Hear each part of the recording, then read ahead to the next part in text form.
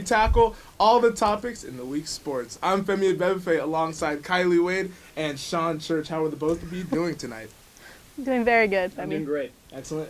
It has been a jam-packed week of sports, and we have a packed show. You know, We do. Our show reflects the week, so I mean, let's just dive right in. All right. You know, big news came out. Alex Smith has now been traded to the Kansas City Chiefs, meaning that the 49ers will, in return, will receive a second-round pick and a pick in the next season. So what I want to know from you, Sean, we'll start with you. Okay. Did the Chiefs make a good move or bad move in trading for Alex Smith? I think they made a good move. I think Alex Smith is a solid, above-average quarterback. You know, a lot of people don't think that, but I really do believe that he is.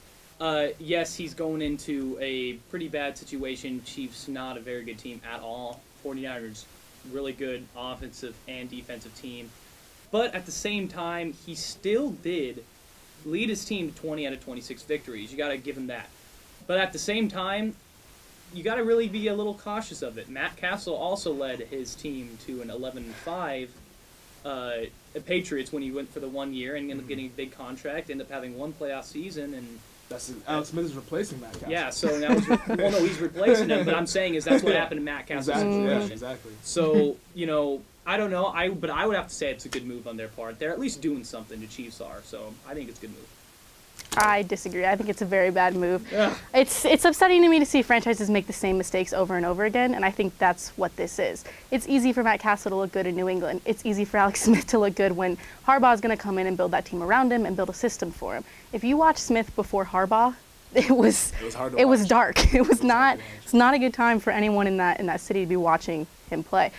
After Harbaugh, there was some improvement, but why is that? It was. I think it was really due in part to Harbaugh coming in, creating a system that would work well for him, building a terrific defense around him, and giving him the tools he needed, which is the same thing that Belichick was able to do in New England with Castle.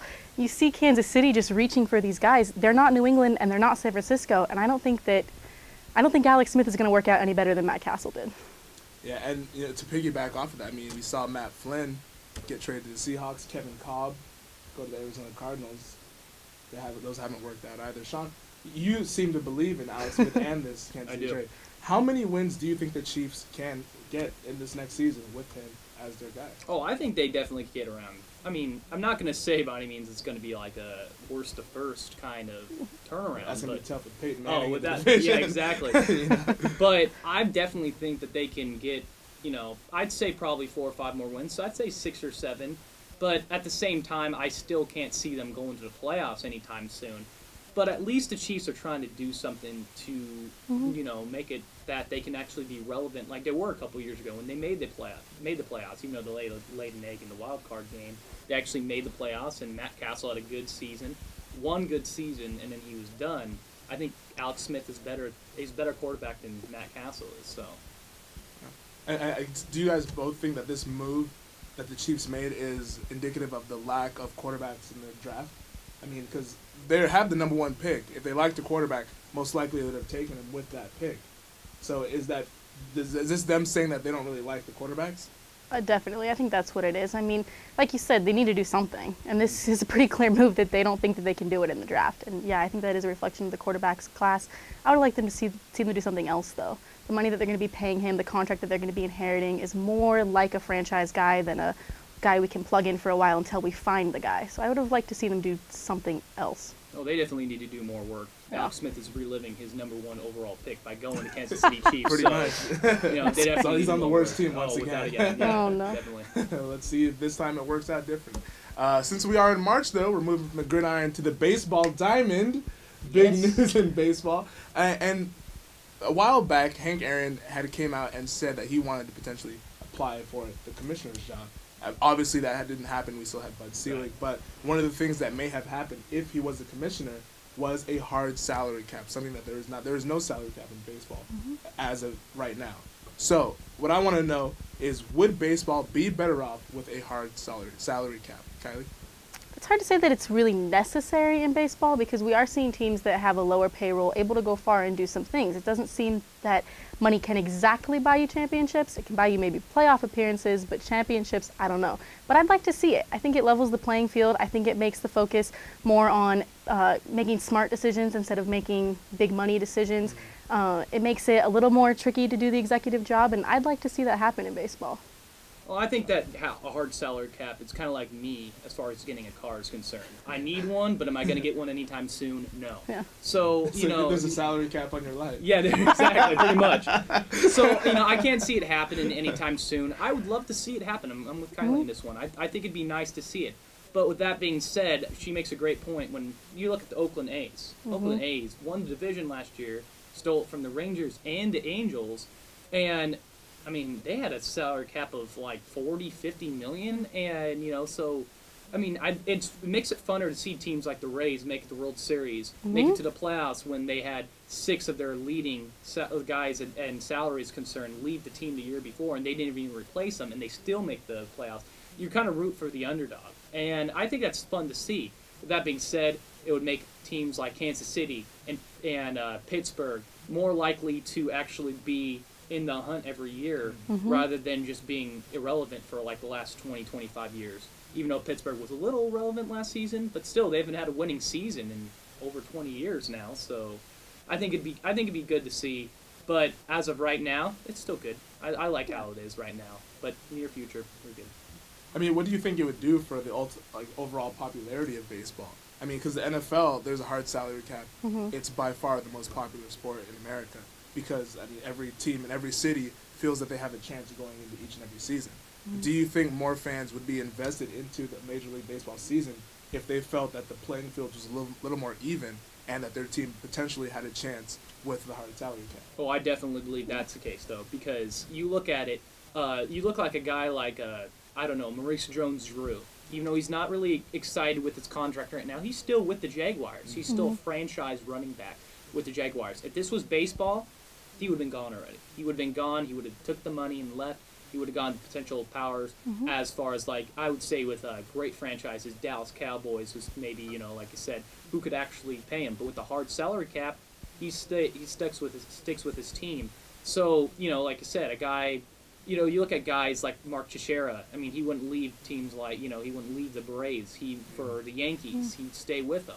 So, yeah, I think it definitely would make it a lot more competitive. I do like to see the underdogs win, but the thing about it is those underdogs, when they do win, they eventually get stars coming out of it that end up leaving because of the salary cap's not there. So I would think it'd be funner to watch. I think it'd be a little more even, and it'd be just like the early, you know, 1920s and 30s, even though it's not player slavery like it was. It would be a harder salary cap, you know, like it was, and I think it'd be fun to watch. Yeah, I agree. I mean, I think what the salary cap does is it enables teams to get out of bad slumps faster because there's more of a turnaround going on. And so, yeah, would that help baseball? Absolutely. If a fan thinks like, oh, my team's bad and they've been bad for years and they'll be bad for years, it's a little harder to sell them a ticket. So if you can bring in a salary cap and make it so that there's more turnaround, more teams becoming good, these slumps lasting less long, well, yeah, you're going to see maybe an increase in popularity. Yeah, I mean, I guess speaking of one of those teams that is one of the heavy buyers and one of the more financially well-off teams, the New York Yankees. Curtis Granderson now out 10 weeks with an injury. How does that affect the New York Yankees this season, I guess, to start the season? Oh, I think it affects them a lot. You look at it, Granderson had 42 home runs last year. As just, I mean, he uses probably the short porch in right field at Yankee Stadium better than I'd say anybody. I mean, his line drive shots are something that, like, they really rely on. And yes, he didn't have a great start to the season last year, but he still proceeded to hit 15, 20 home runs by All-Star break. And I think he's a great player, and he's also good defensively, can steal bases fast. It's going to affect them, but at the same time, it is the Yankees. You have to remember that. So, but it will affect them more than one might think, though. That's what I think. I mean, I agree. In addition to those 40-plus home runs, he also had like 106 RBIs. Where are you going to get that from? I think there's a lot of other things going on with the Yankees as well that may make this a little bit more concerning. They also saw some other guys leave free agency that maybe they would have liked to keep. Now it's really not clear who's going to step up and fill that role. I think what they have going for them, though, is that this was early. He's going to miss 10 weeks. 5 of them are games that won't even count. So he should be back early. And in addition to that, it gives them time. You know, they don't start the season until April. There's executives, they're paid to do exactly this. Here's a situation, we need a guy to fill a hole. You need to go find the best guy, whether it's within our organization or out, to fill that hole. You need to bring him in. And they have some time to do that. I think they can find someone that they don't need a superstar, they need a stopgap who can come in and make things work, make things not become a disaster until he's able to return to play. Yeah, I mean, they got to keep that well-oiled machine going. I mean, at the Final Bell, we are a well-oiled machine. We are. Any hit that we can take, hey, we'll still keep rolling. With that said, we're going to go ahead and go to the break. But first, we want to hear about you. We want to hear from you guys. Is Alex Smith the right move for the Kansas City Chiefs? We'll be back for the Final Bell.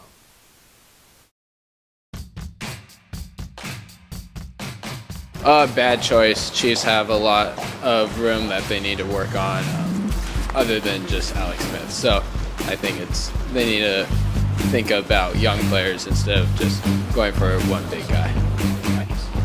For a second-round draft pick, I don't know, that might be worth it, but Alex Smith has been terrible for a long time. He's inconsistent, never gets more than a 3-touchdown game. It's not worth it. This is a good move because Alex Smith has a 75% passing completion percentage, which is one of the highest in the NFL to his benched. You look at what the Chiefs have, they have Brady Quinn. That's not a good move. They definitely was a good pick. Definitely a good pick picking them up. Welcome back to the Final Bell, where we're tackling all the hottest topics in this week's sports.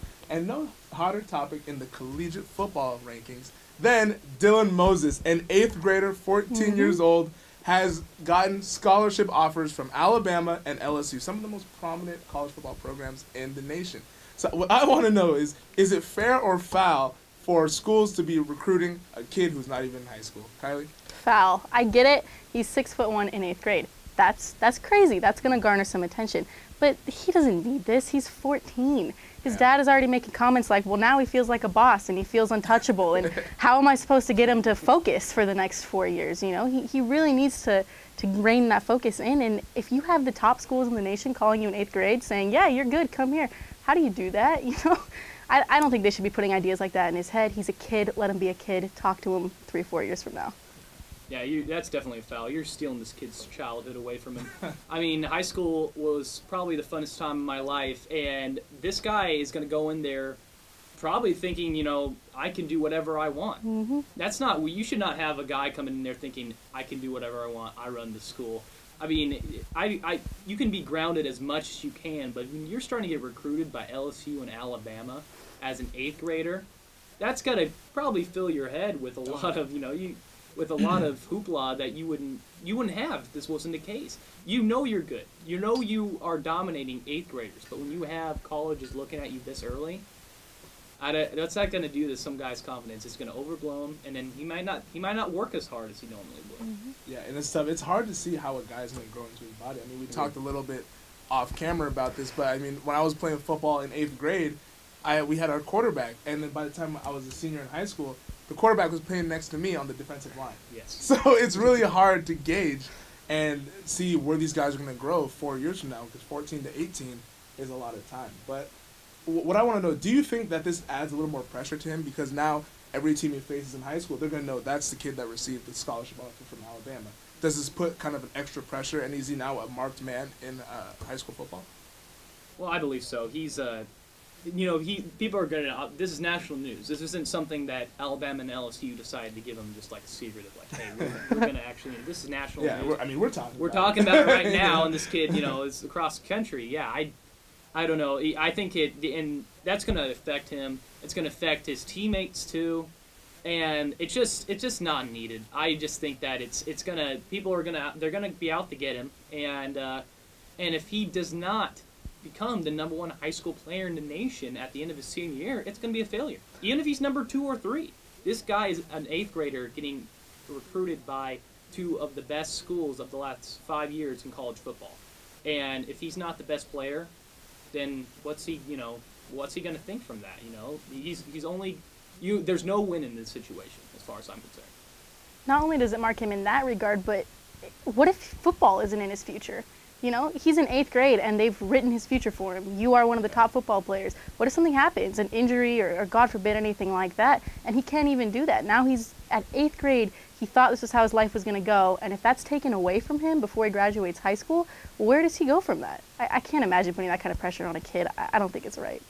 Yeah, I mean, we've seen it. I mean, the scary thing is that even in basketball, in the AAU camps, we're seeing it in 7th, 6th grade. They're looking at kids now trying to find the next LeBron or trying to find the next Adrian Peterson or Jadeveon Clowney. It's scary out there. These kids are highly touted these days. Moving toward the ice, the Chicago Blackhawks have a 19-game unbeaten streak. Yeah. And, you know, with all that's going on in the city of Chicago, you know, Derrick Rose isn't with the Bulls. The Bears missed the playoffs this year. Is Chicago becoming a Blackhawks town? Sean? Nah, yes or no. I mean, as of right now. You gotta give us one. Okay, then no. Okay. The Bears will always be the toast of the town. There's a reason why the Bulls have won 6 championships, but everyone only wants to talk about the '85 Bears. The Bears. The Bears. The Bears. And Ditka. Ditka is almost as highly talented as Jordan, the best player of all time in basketball, probably the biggest sports icon of all time. Next to probably not even top 5 coaches of all time, and Ditka is still just almost as highly touted as Jordan is. It's always going to be a Bears town. The Blackhawks have done a great job, but they've also been around since 1920 or whatever. So it's not like they're just coming on the scene. They've always been around. It's always going to be a Bears town. After that, it's going to be the Bulls and the Cubs. They might be ahead of the White Sox, but that's about it as far as I'm concerned. I could not agree more. When you Google Chicago, Bears comes up second. You know, I mean, it's Yes, The Bears. it's insane. It's always going to be a Bears town. You know, I was checking out the Chicago Tribune to find some local coverage of the Blackhawks because for us who aren't really in that Chicago outlet, this seems like a really cool story. The Blackhawks, the streak, it's so impressive. I couldn't even find it because there's stories about the Bears off-season moves. You know, it's ridiculous. But yeah, I think that Ditka is a legend. The Bears, you can't touch that. Okay. Walter Payton, Yes. the Fridge. Definitely. I mean, all these guys are Jim nicknames. McMahon. I mean, yeah. It's just ridiculous. But moving on to a guy who's had some troubled waters off the field, the Honey Badger. Tyrann Mathieu had a great combine workout this past week. So what I want to know, if you were a general manager, would you take a chance in the draft on Tyrann Mathieu? Kylie? Late. I would take a chance on him, but not top 3 rounds. 4, 5, 6, somewhere in there. I don't know. I mean, he's an interesting guy because you have character concerns with him, and you also don't have elite speed or size with him. You know, he's only 5'11". He's not huge. His speed was not the top at the combine. It's strange. You have these character concerns that he's not just a monster. What really separates him is he's got insane football instincts and playmaking ability, and that's really rare that you just see that in a kid, and it shines through so much in spite of these off-the-field issues, in spite of everything else. I mean, he's exciting to watch. He's electrifying, but there are a lot of concerns with the Honey Badger. I would give him a chance, but I wouldn't bet the franchise on it. I'd definitely give him a chance. I mean, better late than never. I mean, there's been plenty of NFL players throughout the history that have been known for having attitude problems. And teams... I mean, he has a marijuana problem. Well, he does, you know, he does. Yeah, he has a drug problem. But you know what, though? I mean, that's something, honestly, it's, for me, as far as the 4th or 5th round is concerned, you can find a needle in the haystack there. You know, it doesn't necessarily mean just because you are a 4th, 5th round pick that means you're definitely not going to make the team. But it also doesn't mean that if you don't make the team, it's a huge deal because you're not wasting your first 3-round pick. First round pick, second round pick, third round pick on. Those are the 3 most important rounds. You can find some great players, Tom Brady, for example, in the later rounds. But that doesn't mean if they drafted him in like the 4th or 5th round and it didn't end up working out, it's just a 4th or 5th round pick as far as I'm concerned. I don't think it's that big of a deal. Take a chance on him. If you don't like him, cut him. That's just the way it is. Well, I guess the concern for the general managers is that he has the off-the-field issues, and once he gets the money, because he's had these problems before he got a check. So once he gets that NFL money, is he just going to go on a bender? I mean, like, no franchise wants to end up with egg on its face and be like, well, now we got to cut our 5th-round selection because he couldn't put down marijuana. Well, yeah, but the thing about it is 5th-round selections are very few at a time are they sign Turn for out. guaranteed money too. Yeah, that is true. So, that's not something that's a big concern. It's not like they're like, oh, let's take a chance on a first round. We're going to pay him first round money, which even then is not as much as it used to be. But let's pay him first round money and then see what happens. It's like, if I say get him in like I said, the 5th round, I mean, you probably pay him I would even say not even $1 million, probably, Yeah, it's probably around 800. 800, 900,000, and that's not even guaranteed money. Not all of it. There's probably a signing bonus of probably, I would say, 50, 60,000. I mean, it's not that much money nowadays in the NFL or in all sports. So I'd say take a chance on it. Yeah, it's funny how we just loosely talk about $800,000. Oh yeah, like it's not. I mean, I'd take I it. mean, we're big ballers. Yeah, we are definitely. You know? We all got like what, 10 million? Oh, About yeah. 5 million of it guaranteed. Oh, you know? guaranteed. Yeah. Guaranteed. I mean, my contract's up in July. I'm looking for a payday. Yeah, I got an extension last week. So Moving to a guy who switched teams, Kevin Youkilis, a former Red Sox, now a Yankee, showed up to spring training saying that he will always be a Red Sox for life. Should Yankee fans have a problem with this, Kylie? What a stupid thing to say. Oh my God. Great impression right off the bat. That's fantastic. It's not a huge problem.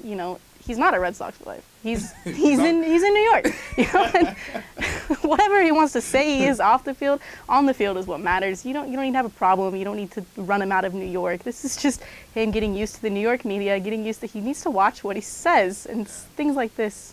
Not a good start. well, that's definitely not going to bode well as far as the New York Times are concerned.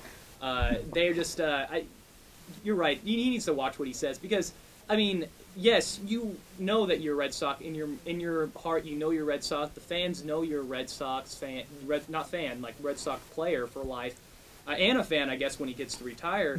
But the thing about it is, you have to realize that you are in New York now. You're getting paid by New York, and now by saying you're a Red Sox for life, they're going to be on you 24/7. They're going to be like, well, where's the motivation here? Would you be putting forth this motivation if you were with the Red Sox? So, I don't know. I agree. That's just kind of a dumb thing to say. You can say it after you retire. You can say it after you leave New York. You can even say it after you're with anybody but New York. But you're with the Yankees. That's the problem. Yeah. You'd be with the Mariners and say you're Red Sox for life. We wouldn't care. But you're with the Yankees. Probably the biggest rivalry in sports. And you're going to say you're a Red Sox for life. Just a dumb thing to say. And he's been known for saying dumb things like that before, so not really surprised. You know, sometimes these athletes, when you stick a mic in front of their face, you never know what you're going to get. Yeah. And in the case of that, it's not really turned out too well for him. But we're about to head to another break. But before that, we want to hear from you guys about, is it fair or foul that Alabama and LSU are recruiting a 14-year-old 8th grader? We'll be back with the final bell.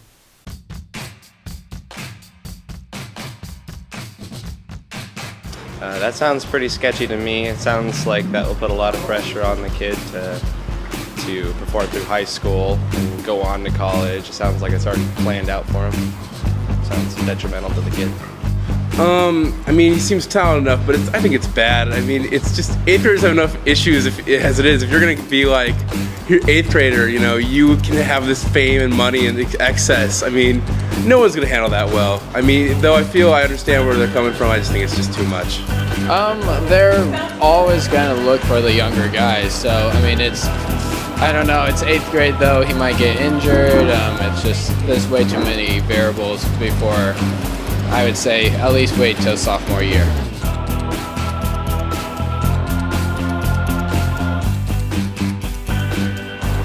No, if you take the millions of dollars out of this, if you look at it from that angle, it's just wrong. You know, your workplace should not be asking you your sexual orientation.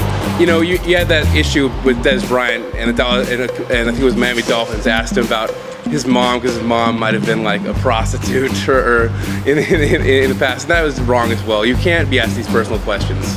You know, it's just too much. I think it doesn't matter. I don't think they should be asking those questions.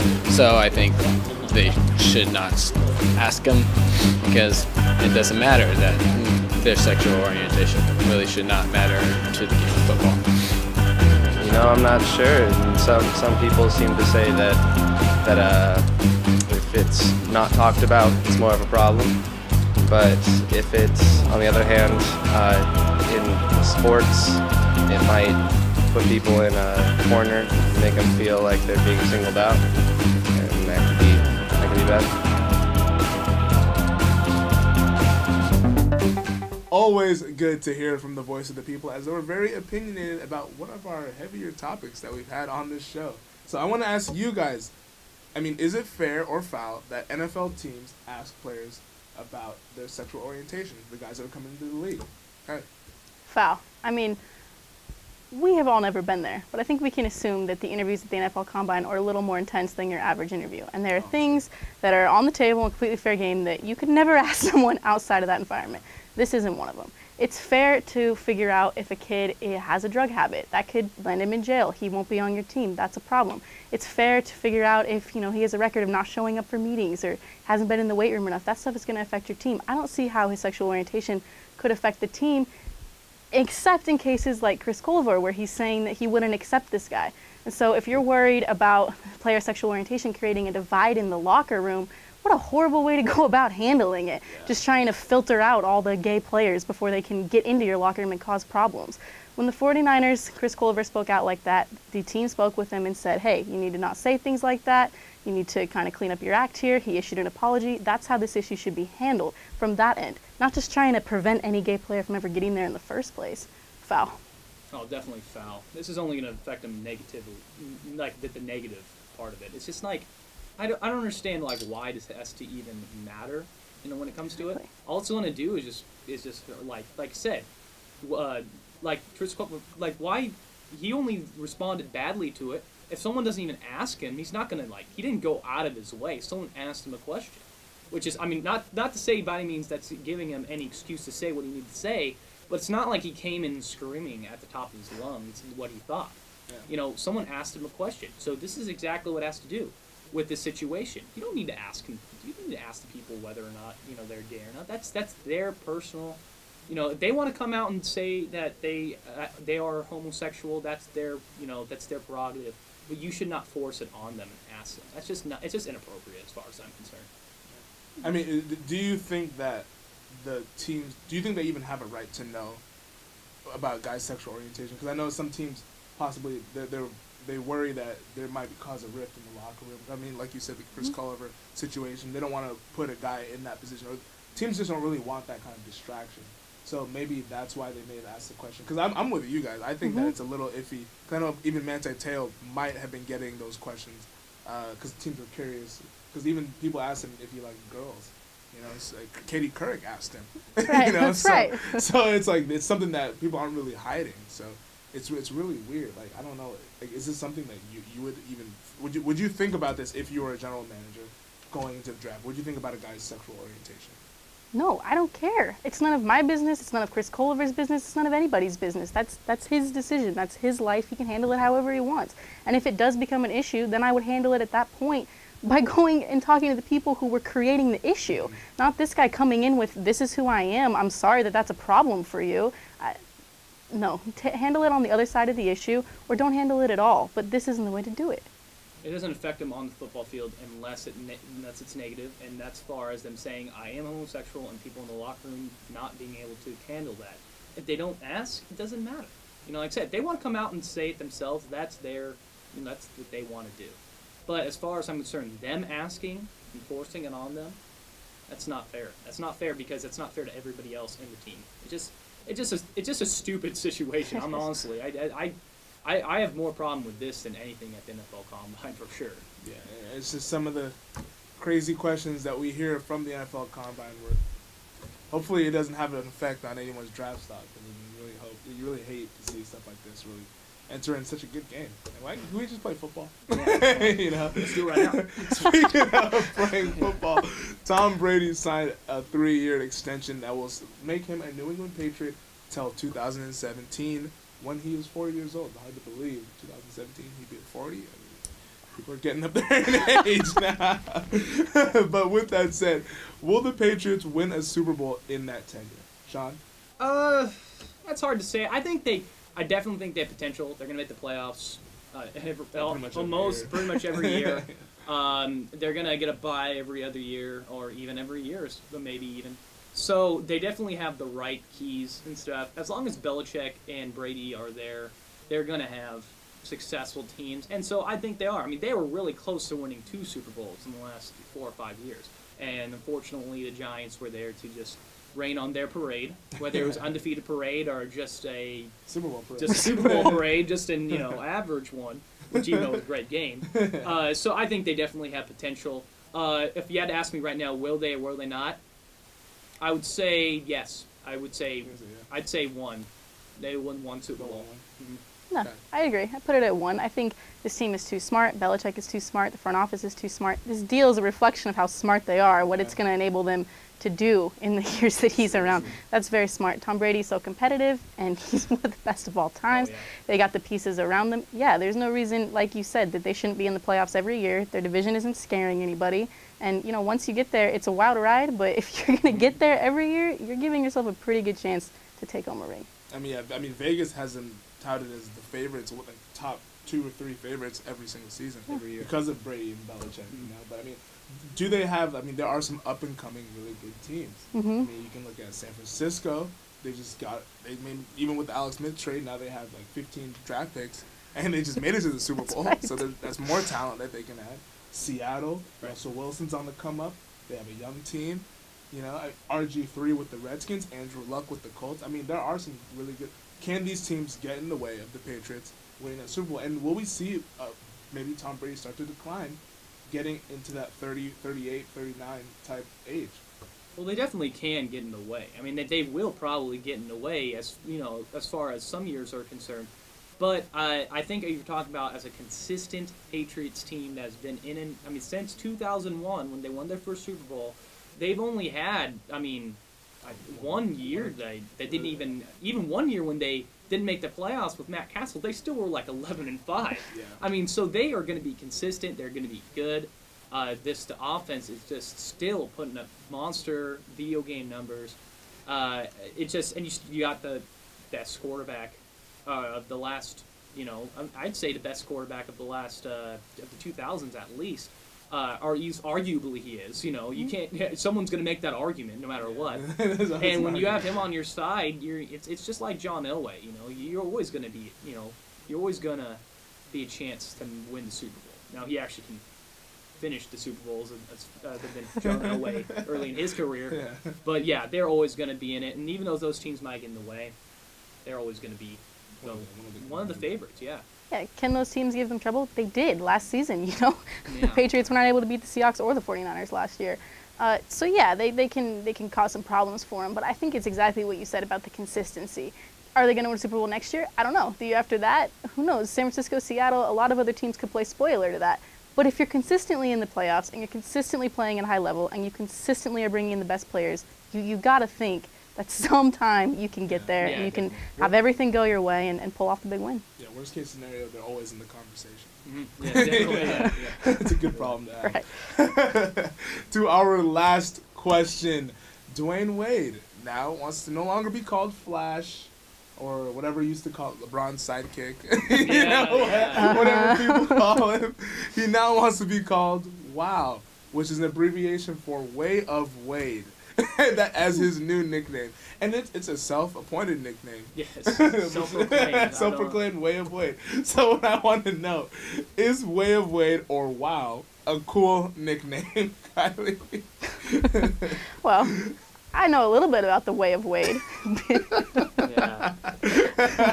because that is also my last name. But it's a stupid nickname. It's not scary. It's not intimidating. No one's going to run away from WOW. That sounds like a crappy 80s pop band. Be a crappy 80s pop band. That's not... And you can't give it to yourself. I mean, if you come up with the perfect nickname, at least launch an elaborate espionage situation to try to get people to start calling you. But you can't appoint it. You cannot give yourself a nickname. That's horrible. Way of Wade. Yeah. Number one rule is in all of nickname game, don't give yourself a nickname. You have to be given by someone else. He just decides one day, he wakes up, I'm just going to give myself a nickname. You can't do that. That's stupid. No one's going to call you that now. I mean, like I said, if I was to come and call myself, hey, I want to be called Sal, would you guys going to be like, oh, great idea. I'm going to call you Sal now. No, you're not. You're going to say that's stupid because you came up with it yourself. Not to mention that he didn't even come up with a good nickname. I mean, that's pretty if you bad. self-proclaim yourself as a nickname, at least make it good. I mean, even LeBron James tweeted on and said it was corny. Corny. I mean, it's just stupid. I just don't know what That's he's. his best friend. Yeah. I don't know what's he. I don't know what that's about. It's just stupid. It just. I don't know. It's just a way that Wade's just trying to get some media attention for zero reason. Yeah. And no one's gonna call him that. Yeah. Everyone's, and if they do, it's all gonna be sarcastic. It really is. I'll still call him Flash. Yeah. I mean, I guess by next episode, their homework is that you guys are gonna come up with a self-proclaimed nickname. That will be your homework assignment. Already did. Sal. Sal and maybe Way of Way. It fits. I'm more likely called Kylie that than Wayne It's Wade. With that said, that concludes another episode of The Final Bell. Follow us on Twitter, like us on Facebook. We will see you every week and next week on The Final Bell. Take care, folks.